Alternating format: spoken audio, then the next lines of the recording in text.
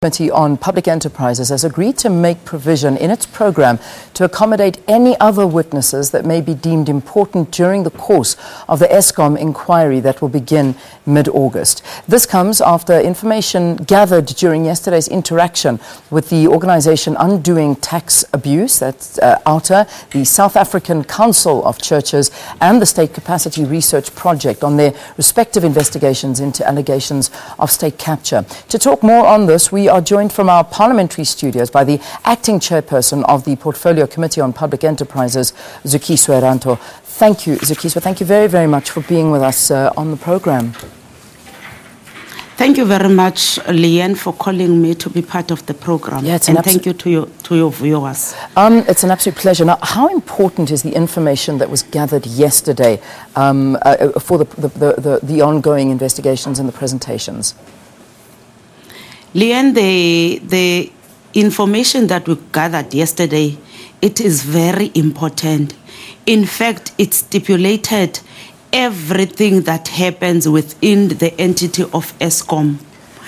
They laid out every aspect of misuse of money within the utility. Which is worrying, and especially as the public listening on, I think that a lot of things were said yesterday that came as quite a surprise and exceptionally worrying from it. What for you was some of the main messages that came out of it and the things that really made you stood up and listen? What came out yesterday, especially with the people that were coming from OUTA, they laid down the money, the misuse of monies, a lot of billion rands that are being misused in Eskom, and a lot of money that is not known where it went to, but it's money that went out, but nobody can account. There is nothing that is saying this money has gone to such and such a project that has happened within Eskom. There is just no accountability where those big monies went to. Yeah, which is, again, another worrying issue. Are the Eskom executives cooperating with the committee? Yes, they are cooperating with the committee. In fact, it's them that are always asking, when are we calling them to the committee or to the inquiry? But we are telling them we don't have dates yet. We still need to sit down as a committee and look at the information that is in front of us and work on the information that is in front of us, especially the information that we got yesterday. Now, I mean, when we look at the string of allegations of state capture, it goes beyond Eskom. They include Denel, it includes Transnet. Will the focus also be put on these companies as well? Yes, the information of yesterday included Denel and Eskom. You know, the information is overlapping because the same people that work at Transnet, they are now in Eskom. The same people that work in Eskom, who were part of Eskom, they are also working in Transnet and in Denel. So when we are doing the inquiry, we will be focusing on the three entities, but for now, we want to make sure that our focus is mostly at Eskom. We are going to inquire about Transnet and Denel also. There's also the issue that our public protector, Advocate Busisiwe Mkhwebane, is investigating former Eskom CEO Brian Molefe. Will you be interacting with her at all? And I suppose while she's investigating, use some of her work in the hearings? We do not have intention of interrupting her in her work that she is doing. We want to stick to our mandate as a committee. We will be working as a committee. We will call all the potential witnesses. In the list of our potential witnesses, we don't have Busisiwe. In fact, they are now witnesses. They are no more potential witnesses. They are a series of our witnesses. We talk about those potential witnesses. We are reporting in the news that our President Jacob Zuma's son, Duduzane Zuma, has been called as a witness as well as a member from the Gupta family. Which member will be called from the Gupta family? Do you know as yet any other witnesses we should know about that are important to this as well? We are going to call Atul Gupta to come and stand for the Gupta family.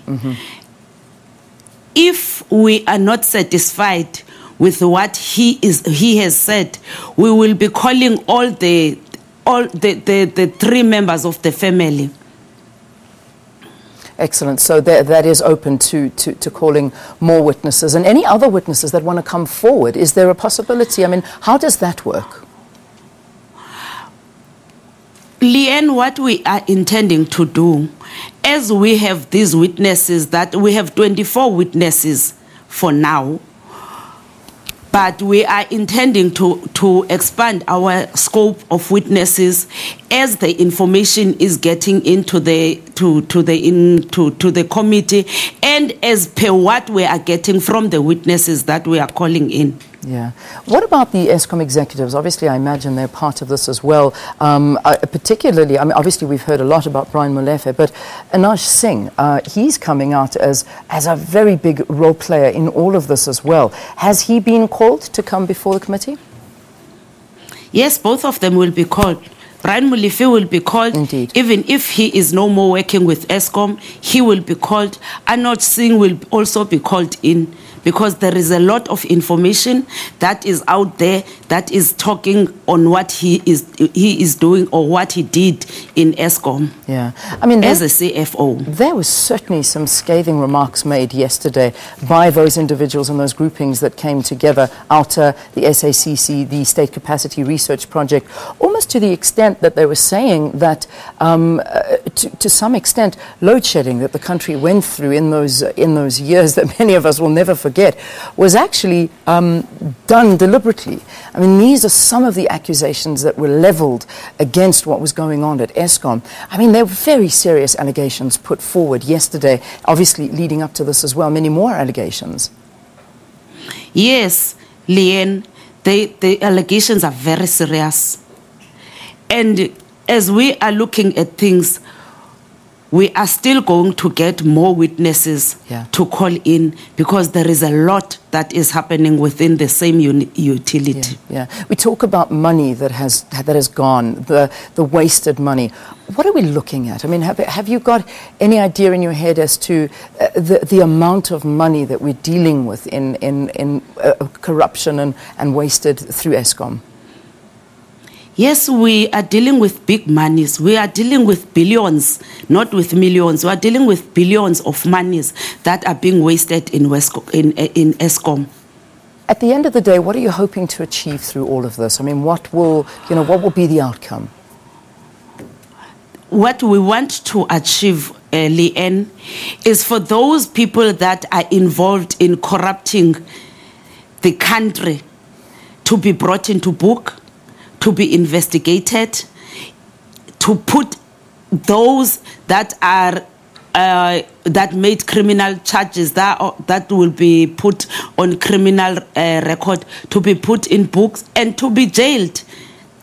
We cannot sit with people that would put in trusted entities and entities that hold the economy of the country and just leave them as they are. Steps should be taken so that examples are made for future people that would be part of Eskom, part of any entity of government, that any corrupt activity that is being done, it is dealt with.